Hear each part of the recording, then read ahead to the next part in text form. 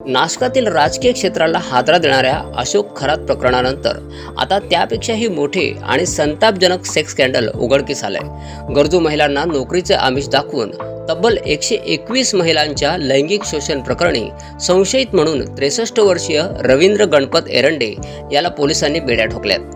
पीडित महिलांचे अश्लील व्हिडिओ बनवून ते ब्लू फिल्म माफियांकडे विकल्याचा पोलिसांचा दाट संशय असून या प्रकारामुळे खरात प्रकरणानंतर महाराष्ट्राला दुसरा हादरा बसलाय।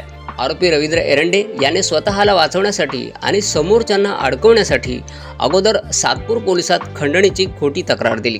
पोलिसांनी या तक्रारीवरून 4 जणांना अटकही केली। मात्र तपासादरम्यान संशय बळावल्याने पोलिसांनी एरंडेचा टॅप तपासला तेव्हा त्यात 81 अश्लील व्हिडिओ आढळले।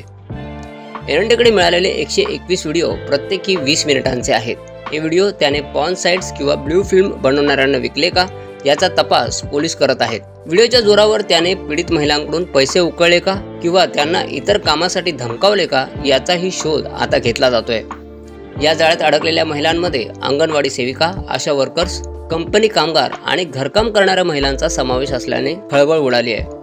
संशयित रवींद्र एरंडे याला त्याच्या अशोकनगर येथील घरातून अटक करण्यात आली आहे। त्याच्यावर बलात्कार आणि अॅट्रॉसिटी कायद्याअंतर्गत गुन्हे दाखल करण्यात आले आहेत। पोलीस सूत्रांकडून मिळालेल्या माहितीनुसार एरंडे याने समाजातील कष्टकरी आणि गरजू महिलांना लक्ष्य केलं होतं। मुलाला सरकारी नोकरी लावून देतो किंवा तुझे भविष्य उज्ज्वल करतो असे आमिष तो दाखवायचा।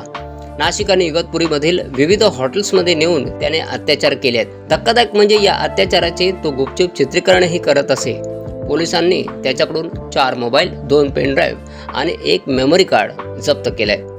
Bureau report, city plus Marathi.